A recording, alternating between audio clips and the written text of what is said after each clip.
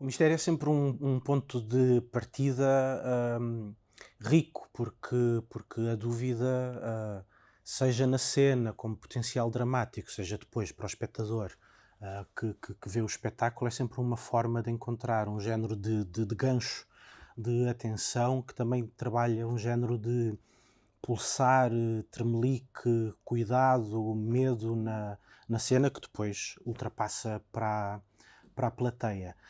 Este Swimming Pool Party começou por ser um texto inspirado em Agatha Christie. O texto tem quase 10 anos.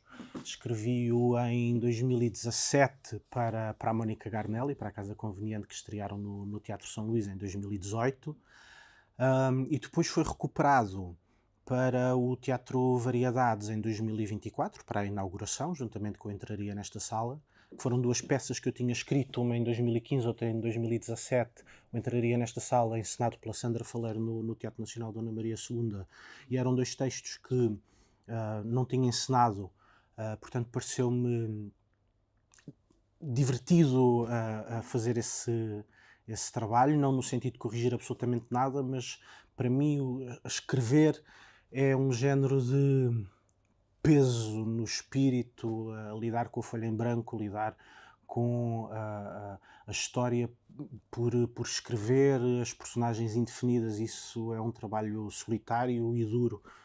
Para mim, eu não encontro propriamente prazer na escrita, encontro prazer na encenação. Portanto, depois de ter feito a parte do sofrimento, poder encenar estes textos e o Swimming Pool Party que agora repomos no Teatro Maria Matos, e em setembro vamos em Lolé, era a parte gira e a parte da brincadeira relacionada com este texto. E começou por ser uma inspiração em Agatha Christie. um, todo o movimento do policial e também a construção dos enredos, a apresentação das personagens, criar a dúvida, criar o mistério, criar o ódio de todas as personagens sobre a vítima. Mas normalmente em Agatha Christie, nas primeiras páginas acontece o crime e no final é desvendado o criminoso. Aqui o crime acontece quase no final, ou seja, nós vamos conhecer as personagens, encontramos no princípio um género de possibilidade de todos serem vítimas, mas também todos serem culpados, até que se torne evidente quem será a vítima. Portanto, a morte não é propriamente uma surpresa, e a morte acontece à nossa frente, mas quando é revelado o criminoso, aí começamos a juntar as peças e todas as pistas que foram semeadas ao longo do texto e ao longo do espetáculo. E sim, o mistério acho que é um género de repousados. Olha, estás a ver as petazetas, aquelas coisas dos anos 80 e 90, aquilo é doce, mas pica, parece que é perigoso, mas depois não fere, e o mistério tem essa coisa, é entusiasmante.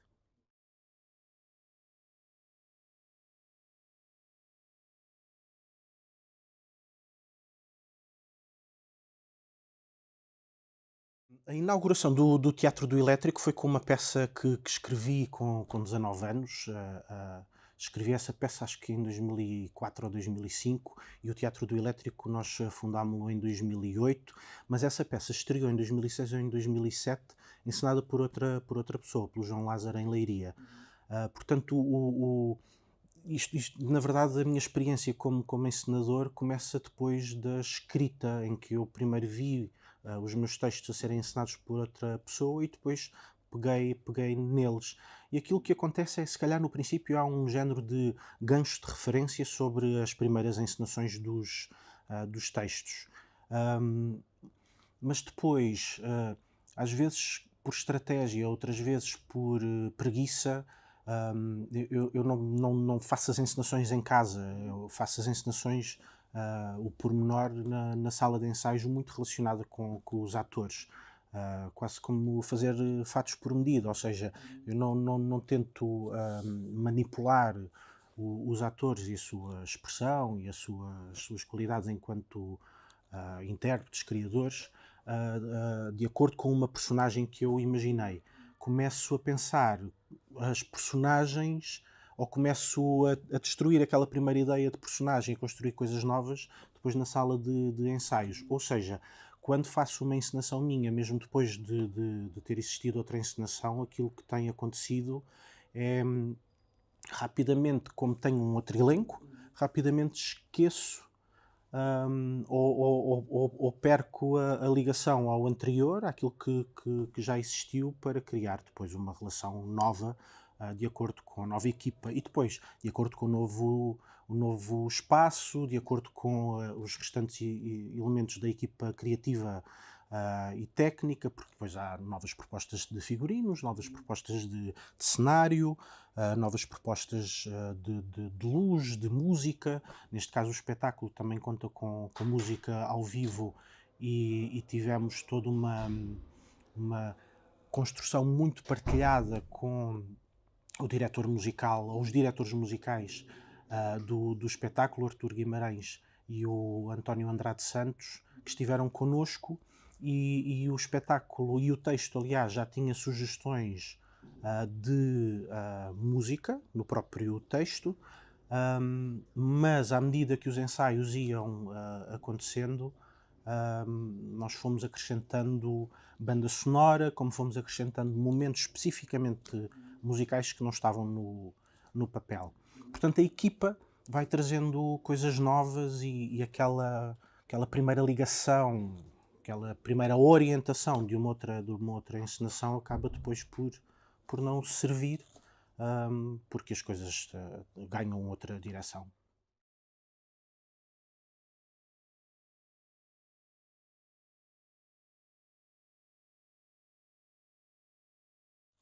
Mesmo mudando de espaços, e nós temos normalmente essa experiência com os espetáculos em digressão, aquilo que é o primeiro objetivo é manter a natureza do espetáculo, ou seja, que aquele género de qualidade mais profunda, qualidade característica mais profunda de um espetáculo, não seja alterado mesmo mudando o espaço. Um, o espetáculo, quando estreou e inaugurou o Teatro Variedades, estava tudo em zona de experiência, em zona nova, porque era a primeira vez que se fazia teatro naquele sítio desde há muito tempo, e com um novo equipamento, uma nova equipa. Portanto, nós estivemos ali numa zona de muita experiência, de muita indecisão sobre o espetáculo. Quando ele agora vem para o Teatro Maria Matos, e o palco tem outra dimensão, e tivemos um outro tempo de preparação, onde o espetáculo já existe, e estas datas ficaram confirmadas há mais de um ano. Portanto, tivemos muito tempo de preparação e de fazer a adaptação do espetáculo a este equipamento e aos seus materiais. Portanto, eu acho que o espetáculo aqui, se calhar, consegue uma dimensão, pela própria dimensão da estrutural, uma dimensão maior, e acho que mais segura.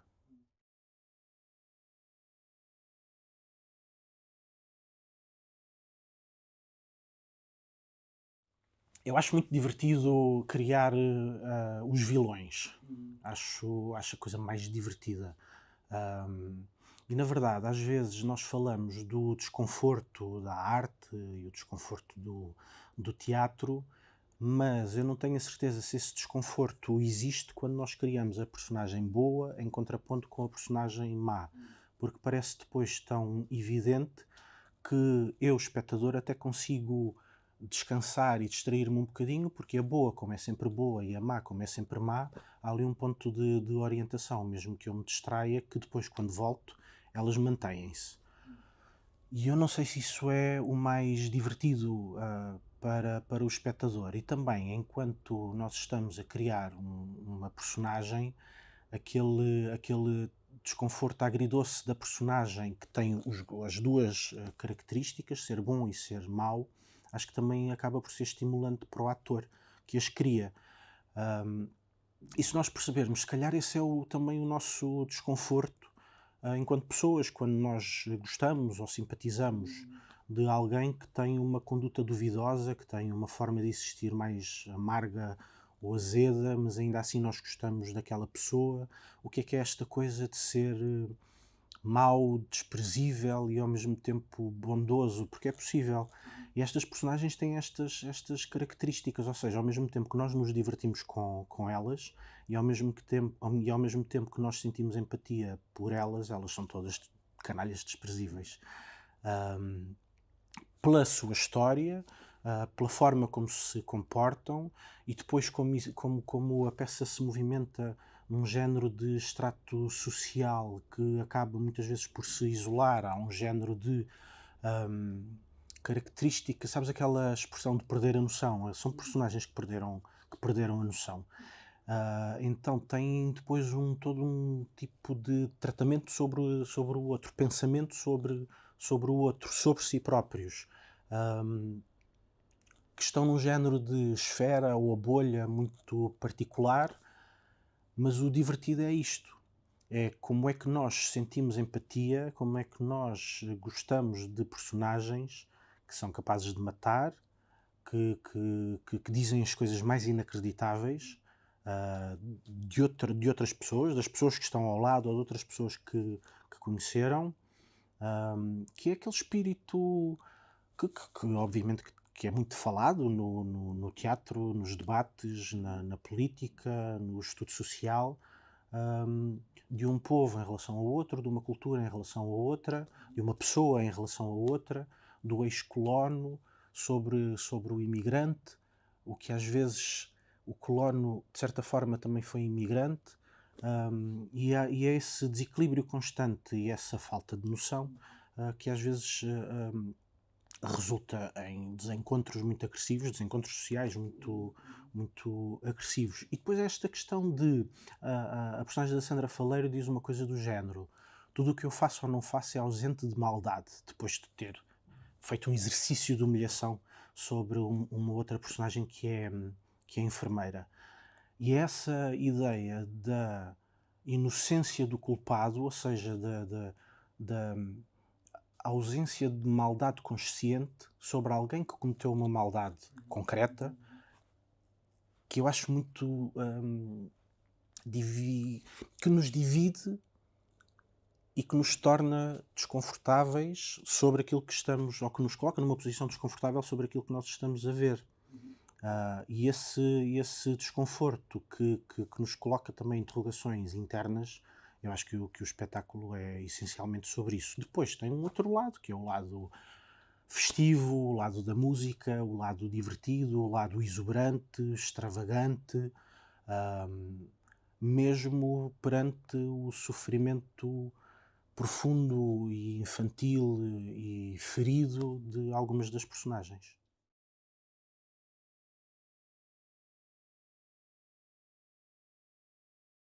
A música em geral e nas nossas vidas traduz aquilo que nós pensamos ou sentimos de uma forma às vezes mais direta do que se nós colocarmos por palavras. E aqui é como se a música ou o ritmo da música correspondesse a um género de batimento cardíaco comum das personagens, ou seja, de acordo com a cena, a música que ouvimos, o andamento que temos, o pulsar dos vários instrumentos que temos em cena e que estão ao fundo da cena, que integram o grande arbusto que é o cenário, eles traduzem aquilo que a cena também significa.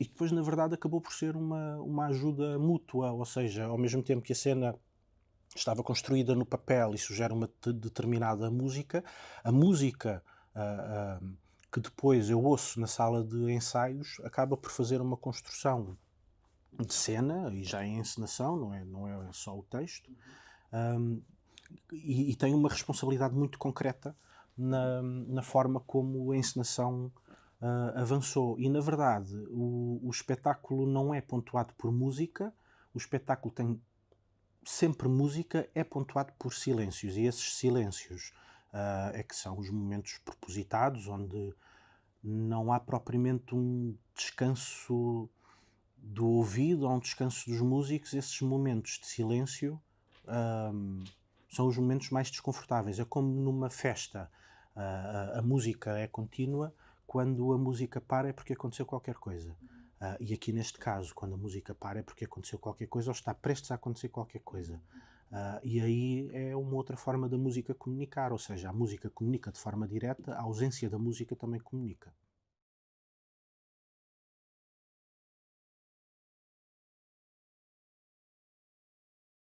A prosápia é uma coisa que me agrada muito, tanto a prosápia dos atores, aquele género de paleio contínuo, ou sempre ouvir som, mesmo que a conversa seja oca, é um género de excitação sonora que eu gosto de trabalhar e de marcar, construir, ver o ritmo dessas zonas com os atores. Depois, este tipo de personagens também precisa desse género de coisa oca, porque esse lado vazio acaba por ser uma forma importante delas se apresentarem. Ou seja, às vezes nós também. Isto é um bocadinho como aquilo que disse há pouco sobre a música.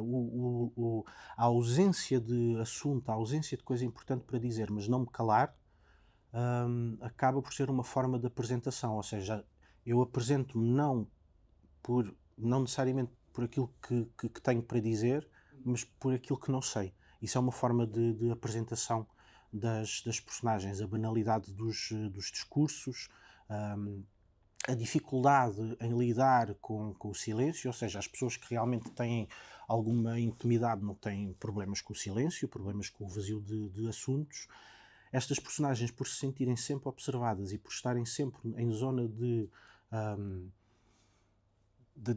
daquele raio do juízo de valor que existe em todas as classes, mas elas sentem sempre a necessidade de continuar a falar, mesmo que o assunto não seja nenhum. Claro que depois criam um género de barreiras ou criam umas rasteiras a si próprias quando revelam qualquer coisa um bocadinho mais ou mais íntimo, ou mais agressivo, ou mais azedo sobre si próprias, quando aquilo que estavam a falar era sobre a utilização de plástico, ou quando estavam a falar de a qualidade de tecidos ou coisas do género. Ou seja, o assunto não tem importância nenhuma, mas a forma como depois esse assunto é rematado acaba por ser muito revelador daquilo que elas próprias são.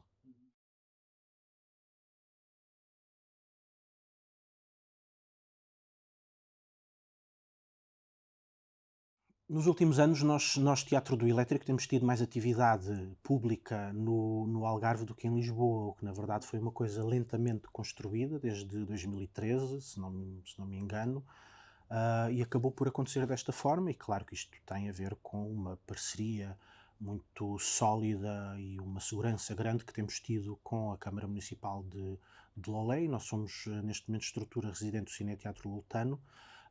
Significa que todos os nossos espetáculos são feitos em parceria ou em coprodução com o Cine Teatro Lutano, e levar lá os espetáculos, no princípio, significou vou mostrar aquilo que tenho andado a fazer às pessoas da minha terra. Hoje já existe uma relação diferente, ou seja, já sinto que fazemos parte, e as pessoas também fazem parte daquilo que são as nossas temporadas lá, e poder mostrar os espetáculos não é só o prazer de mostrar às pessoas que conheço e às pessoas que, entretanto, se têm tornado um género de público que nos acompanha e que tem visto as diferentes coisas que temos feito, a evolução ou a transformação daquilo que tem sido as nossas escolhas de repertório, os nossos espetáculos, sejam ou não encenação minha, porque também temos tido outros encenadores connosco,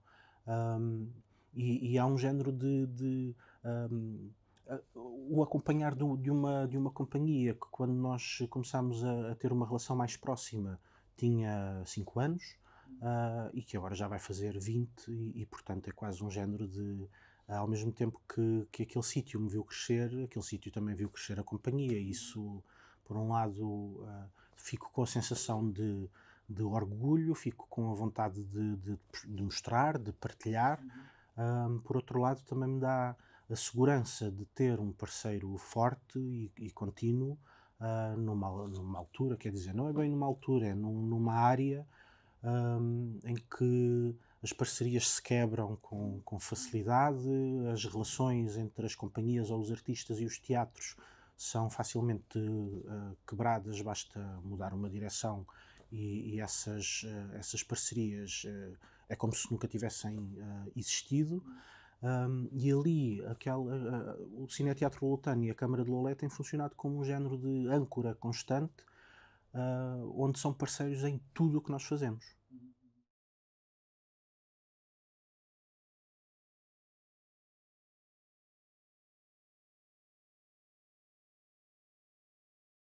Compactuar com um crime, às vezes não é só ter um papel ativo nele, é aquela questão também de observar e não denunciar. E aqui, obviamente, estamos num exercício de teatro, mas existe sempre um julgamento que eu acredito que o espectador faça, não só pelas coisas que vão sendo ditas, como depois as coisas que acontecem. E a coisa maior que acontece é, de facto, o crime. O crime tem uma característica absurda, portanto, o crime tem uma agressividade um bocadinho disfarçada, apesar do sofrimento ter sido longo, e há aqui um género de cumplicidade, porque mesmo que a gente já saiba, ou o espectador já saiba, ou consiga antecipar o que vai acontecer, a forma como depois nós lidamos com esse silêncio, ou com essa a ausência de mão no salvamento da personagem, faz com que fique, se calhar, também aquela sensação de, do desconforto de quem podia ter feito alguma coisa e não faz. Mas, ao mesmo tempo, estamos no teatro e estamos a ver ficção. E não perdermos também essa ligação de estamos a assistir a um exercício artístico, a um exercício intelectual, eu acho bonito. Claro que depois nós podemos pensar sobre aquilo que vimos e aquilo que aconteceu, mas brincar aos assassinos e brincar à morte, acho que é das coisas mais antigas do próprio teatro e da arte, porque aí voltamos a um outro lado da palavra mistério, que é o mistério da morte e o não saber o que é que se sente de forma pormenorizada sobre o momento de morrer, ou o que é que se sente concretamente. Claro que há pessoas que sabem, mas a maioria não sabe o que é que significa o peso de matar, o que é aquele momento, se é o momento mais lúcido ou se é o momento mais descontrolado da vida. Eu acho que esse exercício da ficção depois, se calhar, coloca-nos também a trazer à tona ou algum medo ou alguma ansiedade sobre a questão da morte. A inspiração para o teatro acaba por ser tudo, desde a notícia que ouvimos ontem ou hoje de manhã, como as pessoas com quem nos cruzamos, como outras obras, sejam elas de teatro ou não, obras artísticas, gestos artísticos. E acho que tudo isso é inspiração. Às vezes, aquilo que não me é tão estimulante no teatro ou na inspiração é o concreto por si, o facto por si. Ahm, ou seja, aquilo que me entusiasma mais é a transformação do concreto do que o concreto em si. É o pensamento sobre aquilo que eu vi, o pensamento sobre aquilo que aconteceu, o pensamento com um ponto de vista artístico, ou pelo menos estético, haver uma transformação. Transformação não é necessariamente criar ficção, mas é haver um ponto de vista que seja artístico, ou um ponto de vista estético. E isso para mim é o mais estimulante. Quando vejo também noutros espetáculos ou noutras exposições, o que for, ou livros que leio, é essencialmente a alteração que eu faço sobre o concreto. A alteração, eu, artista, outro, que se faz sobre aquilo que é o concreto. Porque o concreto em si eu vejo sempre como um ponto de partida. Não tenho conseguido ver como a coisa final. Porque aí eu sinto sempre falta de qualquer coisa quando vou ao teatro ou quando leio um romance, quando existe uma ligação muito próxima do concreto, quando é quase um artigo ou uma reportagem, parece-me sempre qualquer coisa incompleta. E então tenho procurado sempre esse género de digestão. Não é uma palavra bonita, mas vou usá-la. Esse género de digestão da coisa, da pedra, para depois poli-la e transformar noutra coisa. Mas não deixa de ser a pedra. Tem outra forma, ou outro brilho, ou fica até pior, ou mais feia, ou mais baça. Mas mudou. Não é o mesmo. Não é a mesma. Não é o mesmo objeto. Obrigado. Olá, eu sou o Pedro Mendes, diretor do Coffee Paste. Se estás a ver este vídeo é porque acompanhas o nosso trabalho. Lês, vês, partilhas e isso já conta muito. Obrigado. O Coffee Paste é um projeto de comunicação cultural independente há quase 20 anos. Publicamos entrevistas, notícias, pensamento crítico sobre cultura e oportunidades de trabalho e financiamento. Tudo isto é feito com uma equipa pequena e recursos muito limitados. A verdade é simples. Para continuarmos, precisamos do apoio de quem nos acompanha. E é por isso que estamos no Patreon. Por apenas 5€ por mês, tornas-te membro pagante do Coffee Paste. Além de vários benefícios exclusivos, estás a contribuir diretamente para pagar melhor a quem escreve e colabora, fazer mais entrevistas e peças de fundo, reforçar o serviço público que prestamos a quem trabalha na cultura e garantir a sustentabilidade e independência do Coffee Paste. Podes ver todas as informações e tornar-te membro em patreon.com/coffeepaste. Se o Coffee Paste é importante para ti, o teu apoio faz mesmo a diferença. Obrigado por estares desse lado e por ajudares o Coffee Paste a continuar.